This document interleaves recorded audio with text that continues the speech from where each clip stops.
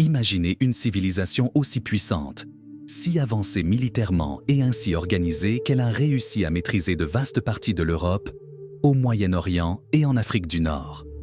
Pensez aux Romains, dont la force militaire, l'ingénierie avancée et l'administration rigide ont permis la création d'un empire qui ne semblait pas connaître les frontières. Mais voici la grande question: pourquoi, même au plus fort de leur expansion, les Romains ne se sont jamais aventurés à conquérir la vaste région que nous connaissons aujourd'hui sous le nom de Russie? Était-ce de peur? Les terres de l'Est ont-elles représenté un défi inégalé pour la plus grande armée de l'Antiquité? Ou y avait-il d'autres facteurs, invisibles aux yeux de beaucoup, qui ont déterminé ce choix apparemment stratégique? Dans cette vidéo, plongeons profondément dans ce problème intrigant. Et restez jusqu'à la fin, car la dernière révélation que nous apporterons peut changer complètement votre vision de l'expansion romaine et ce qui a réellement empêché la conquête de ces terres. Afin de comprendre cette histoire, nous devons commencer par observer les caractéristiques géographiques, culturelles et historiques qui ont façonné l'ancienne Russie et les défis représentés par ces terres. La géographie russe en elle-même raconte déjà beaucoup de cette histoire. Nous parlons d'immenses territoires, avec des climats extrêmes, des hivers stricts et sans fin aux vastes forêts et marécages qui s'étendent à des milliers de kilomètres. Les Romains, malgré leur incroyable adaptation, étaient habitués à traiter des régions plus tempérées telles que l'Italie, la Méditerranée et certaines parties de l'Europe du Nord.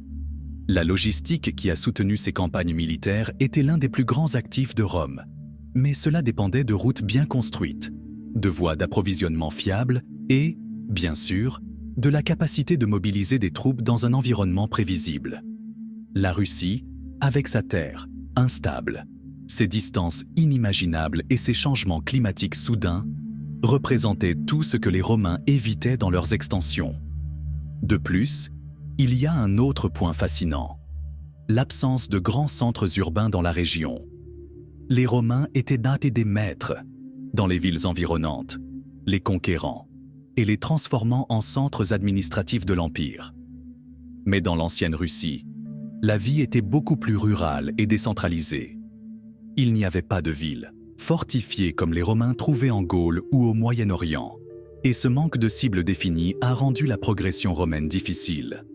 Sans une ville pour capturer et contrôler, les Romains devraient faire face à une bataille sans fin contre les tribus dispersées dans un territoire sans fin. Et en parlant de tribus, il est important de mentionner les personnes qui habitèrent la région. Les Slaves, Citas, Sabri et d'autres tribus nomades de l'onglet de rechange étaient des guerriers formidables, utilisés pour lutter sur des terrains ouverts et effectuer des attaques rapides et imprévisibles. Alors que les Romains étaient célèbres pour leur discipline et leur formation de combat, comme les légions légendaires qui ont dominé les champs de bataille, ces tactiques de combat ne fonctionnaient pas bien contre les ennemis nomades qui ont attaqué et disparu rapidement. Cela avait déjà été prouvé lors des affrontements précédents contre d'autres peuples nomades, comme les Parthaes et les Huns. Et voici un détail crucial: les Romains étaient pratiques. Chaque réalisation devait apporter un retour, que ce soit dans la richesse, les ressources naturelles ou la stabilité stratégique. Mais qu'est-ce qui était dans l'ancienne Russie qui pourrait justifier l'effort d'une campagne aussi risquée? Les ressources, oui, il y avait, mais la difficulté de les extraire et de les transporter au cœur de l'Empire a rendu cet objectif pratiquement irréalisable. Les Romains le savaient et préféraient stratégiquement à maintenir leurs frontières à travers les territoires qui étaient plus faciles à contrôler et plus riches en récompenses immédiates. Jusqu'à présent, nous avons déjà plusieurs pièces du puzzle, mais il y a encore beaucoup à explorer. Par exemple, quels autres facteurs, politiques, culturels ou même spirituels, pourraient influencer cette décision? Continuez vers nous, car dans les blocs suivants, nous démêlerons comment l'état d'esprit romain et les événements historiques du temps ont façonné ce choix fascinant. Et rappelez-vous, la dernière révélation sera la plus surprenante de toutes. Quelque chose que vous trouverez à peine dans les livres d'histoire. Continuez avec moi dans ce voyage pour découvrir ce qui s'est réellement passé. Pour mieux comprendre pourquoi les Romains ont évité la conquête des terres qui composent aujourd'hui la Russie, nous devons aller au-delà de la géographie et examiner les facteurs politiques et culturels. Rome n'était pas seulement une puissance militaire. C'était également une machine politique qui devait équilibrer ses intérêts internes et externes. Toute décision d'expansion impliquait des considérations stratégiques profondes. Dans le cas de la Russie, le principal défi politique était l'absence d'une menace concrète pour justifier une campagne. Contrairement à d'autres régions, comme la Gaule ou la Britannèse, qui offrèrent des richesses et des ennemis organisés potentiels qui pourraient représenter un réel risque pour l'Empire, les tribus de la Russie n'avaient pas la même structure. Leur décentralisation et leur manque d'alliances formelles les ont fait peu de choses à unir les forces pour envahir les territoires romains. En outre, l'Empire romain, en particulier dans ses périodes les plus en expansion, était constamment traité avec des conflits sur plusieurs fronts. Pendant le règne d'empereurs tels que Trajan et Adriano, les priorités militaires étaient confrontées à des régions telles que la Mésopotamie, où les parties représentaient une menace constante, ou vers le nord, où les tribus germaniques ont testé la force des frontières romaines. L'envoi de troupes dans une région de navigation reculée, inconnue et difficile comme la Russie, serait un effort risqué et peut-être inutile. Un autre point crucial est le coût humain et économique d'une telle campagne. Même les réalisations réussies de Rome nécessitèrent des ressources colossales, non seulement en termes de soldats et d'équipements, mais aussi dans la construction d'infrastructures pour garder les terres conquises sous contrôle. Les Romains étaient des maîtres dans la création de routes, d'aqueducs et de fortifications pour soutenir leurs colonies. Mais le faire dans un territoire vaste et inhospitalier, comme la Russie, serait un cauchemar logistique. Les Romains ne pouvaient tout simplement pas se permettre ce coût sans une garantie de rendement clair. Culturellement, les Romains ont également eu du mal à traiter avec des peuples qui vivaient si différemment d'eux. Le style de vie nomade des tribus steppes, comme les Cytas et Sabri, était complètement opposé au style urbain et organisé de l'Empire. L'assimilation culturelle, qui était l'un des principaux outils du contrôle romain, serait pratiquement impossible dans une région où les tribus vivaient dispersées et résistaient activement à la centralisation. Mais peut-être le plus intéressant est l'état d'esprit romain de l'expansion. Pour les Romains, gagner de nouvelles terres était plus qu'un acte militaire. C'était une démonstration du pouvoir et de la civilisation. Ils croyaient qu'ils apportèrent leur culture, leurs lois et leur mode de vie plus haut à des peuples barbares. Cependant, les terres à l'Est semblaient si vastes et si loin que l'idée de les civiliser aurait pu être considérée comme un effort futile. Cette perception peut avoir contribué à la décision de se concentrer sur les régions où l'influence romaine pourrait être exercée plus efficacement et immédiatement. Un autre aspect intéressant que nous devons considérer est le rôle du climat politique interne de Rome. Pendant de nombreuses périodes de son histoire, l'Empire a été confronté à des troubles internes, différends de pouvoir, rébellions et même crises économiques.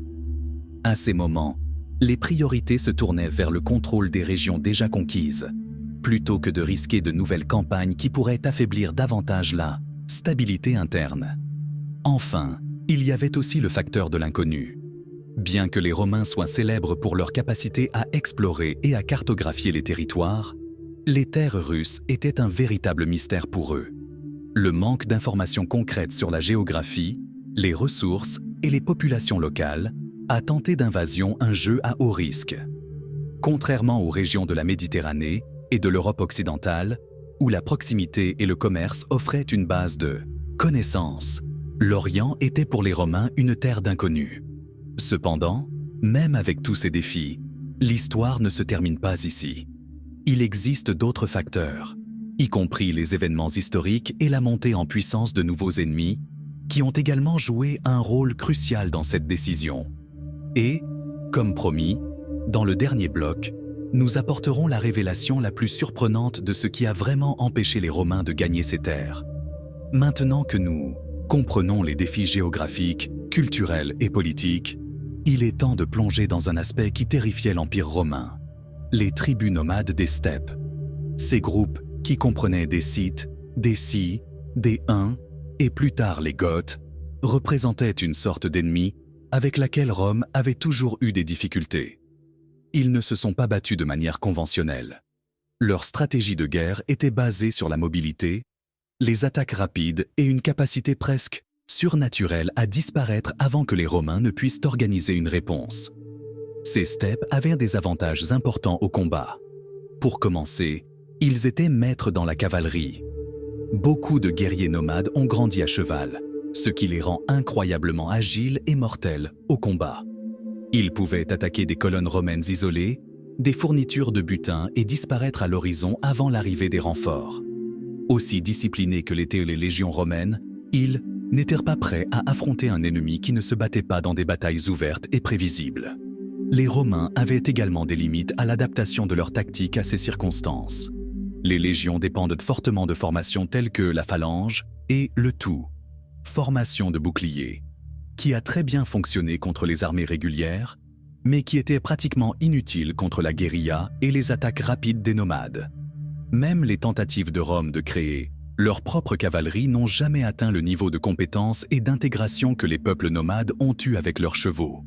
Un autre facteur important était la taille du territoire.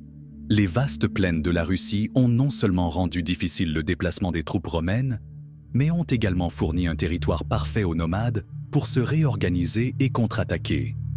Même si Rome avait réussi à vaincre certaines tribus, l'énorme extension territoriale signifiait que le prochain ennemi pouvait provenir de n'importe quelle direction, rendant le contrôle du contrôle presque impossible. De plus, les Romains ont dû faire face aux problèmes de l'hiver russe. Les hivers rigoureux et impitoyables de l'Europe de l'Est étaient complètement différents de tout ce que les Romains étaient confrontés en Méditerranée.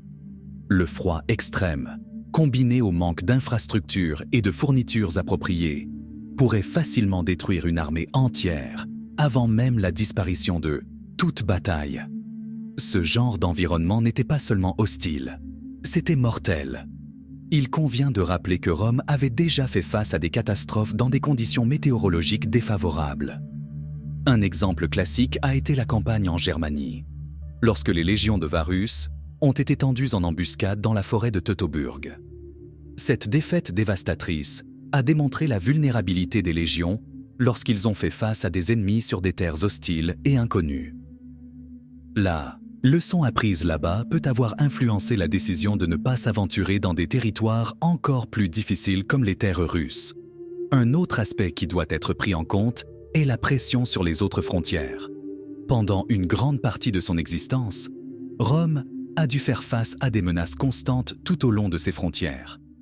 En Occident, les tribus germaniques. Dans le Sud, se révoltent dans les provinces africaines. À l'Est, le puissant empire Par et plus tard, l'empire sassanide. Ces menaces ont nécessité une attention constante et des ressources importantes.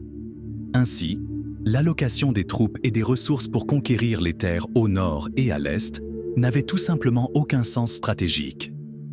Les ressources naturelles de la Russie ancienne étaient également un problème compliqué. Bien qu'il y ait des richesses potentielles, comme la peau et le bois, ils n'étaient pas aussi précieux ou accessibles que des terres or, argent ou fertiles trouvées dans d'autres régions conquises par Rome. De plus, le coût du transport de ces ressources au cœur de l'Empire serait prohibitif. Cependant, il y a quelque chose de plus fascinant dans cette histoire. La dernière raison la plus surprenante pour laquelle les Romains n'ont jamais essayé de conquérir la Russie vont bien au-delà de la logistique, de la géographie ou des tribus nomades. Cette raison nous amène à une question beaucoup plus profonde sur l'essence même de l'Empire romain et de ses priorités. Restez jusqu'à la fin, car vous serez surpris par la dernière pièce de ce puzzle. Nous avons atteint le point le plus intrigant de cette histoire. Pour comprendre complètement pourquoi les Romains n'ont jamais essayé de conquérir la vaste région que nous connaissons aujourd'hui sous le nom de Russie, nous devons plonger dans la mentalité et les priorités fondamentales de l'Empire romain. Voici la dernière pièce la plus révélatrice de ce puzzle. L'Empire romain était, surtout, une machine pragmatique. Bien que nous glorions souvent Rome pour sa recherche de réalisation, il est important de se rappeler que l'Empire n'a pas seulement été élargi par le pouvoir ou la gloire. Il y avait toujours une raison pratique derrière chaque campagne militaire. L'objectif ultime était d'augmenter la richesse, de stabiliser les frontières et de renforcer le contrôle administratif de l'Empire. Lorsque nous regardons les terres russes à la lumière de cette logique, nous réalisons qu'ils n'ont pas offert suffisamment d'incitation pour justifier l'effort d'une campagne. L'absence de routes commerciales importantes vers les terres russes en est un exemple clair. Le commerce était l'un des principaux moteurs de l'économie romaine, et les réalisations se concentraient souvent sur les régions où le contrôle des voies commerciales pourrait apporter des bénéfices substantiels. Des régions telles que la Méditerranée et certaines parties de l'Asie mineure étaient pleines de ports, de routes terrestres et de villes commerciales qui faisaient partie de l'Empire. Dans le cas de la Russie, cependant, l'absence d'infrastructures commerciales bien établies a rendu ces terres moins attrayantes pour l'expansion. De plus, l'Empire romain avait une vision très claire de la façon de consolider ses réalisations. Chaque nouvelle région devait être romanisée, c'est-à-dire intégrée à la culture romaine, aux lois et à l'économie. Cela impliquait la construction de villes, de routes, d'aqueducs et d'autres éléments qui ont fait de ces régions une partie fonctionnelle de l'Empire. Cependant, l'immensité de la Russie, combinée à la dispersion de son peuple, a rendu cette tâche pratiquement impossible. Il n'y avait aucun moyen de centraliser le contrôle dans une région aussi fragmentée et inhospitalière. Un autre point crucial est le concept même de frontières que les Romains ont adopté. Contrairement aux frontières modernes, les frontières romaines n'étaient souvent pas des lignes fixes sur une carte, mais des régions fortifiées qui protégeaient le noyau de l'Empire des menaces externes. Les limites du Rhin et du Danube, par exemple, étaient très stratégiques, permettant aux Romains de repousser les envahisseurs tout en conservant l'accès à des régions économiquement précieuses. Dispenser au-delà de ces frontières à des terres vastes et téméraires, comme celle de la Russie, aurait été contraire à la stratégie militaire romaine. Maintenant, allons au point le plus révélateur. Rome, au sommet de sa puissance, n'était pas considérée comme un empire sans limite. Contrairement à l'idée moderne de la domination mondiale, les Romains avaient une idée claire que leurs ressources, qu'ils soient militaires, économiques ou administratives, étaient finies. Ils ont compris que l'expansion trop pourrait mettre en danger la stabilité interne de l'Empire. Et cette stabilité interne était essentielle pour le fonctionnement de Rome. En fait, l'histoire est pleine d'exemples d'empires qui sont tombés en raison d'une expansion excessive. Même les Romains ont fait face à cela plus tard, pendant le déclin de l'Empire, alors que les frontières extrêmement longues et difficiles à défendre sont devenues l'un des principaux facteurs de leur chute. Cette leçon, apprise et renforcée au cours des siècles, a façonné les décisions stratégiques de Rome, y compris le choix de ne pas s'aventurer dans des régions comme la Russie. Enfin, il y a un élément presque philosophique dans cette histoire. La Russie représentait l'inconnu, l'imprévisible. Pour les Romains, dont la culture était profondément enracinée dans l'ordre, la discipline et le contrôle, l'Est sauvage et inexploré symbolisaient quelque chose qui ne pouvait pas être apprivoisé. Peut-être que, au fond, les Romains savaient que certaines terres ne pouvaient tout simplement pas être conquises. Et donc, l'Empire romain, malgré son pouvoir et son ambition, a choisi de ne pas franchir les frontières qui le séparèrent de l'immensité de la Russie. Cette décision, guidée par le pragmatisme, la stratégie et peut-être même une touche de sagesse, est l'une des raisons pour lesquelles Rome est restée un pouvoir durable pendant tant de siècles. Maintenant que vous connaissez toute cette histoire, il est clair que l'absence romaine en Russie n'était pas pour la faiblesse ou le manque de volonté. C'était un choix calculé basé sur une compréhension approfondie de leurs propres limites et en priorité. Et ce choix est l'un des exemples les plus fascinants de la façon dont la puissance, même dans sa forme la plus grande, doit reconnaître où s'arrêter. Merci de nous avoir accompagnés dans ce voyage historique. Si vous avez aimé ce contenu, laissez votre commentaire et partagez vos réflexions. Jusqu'à la prochaine vidéo.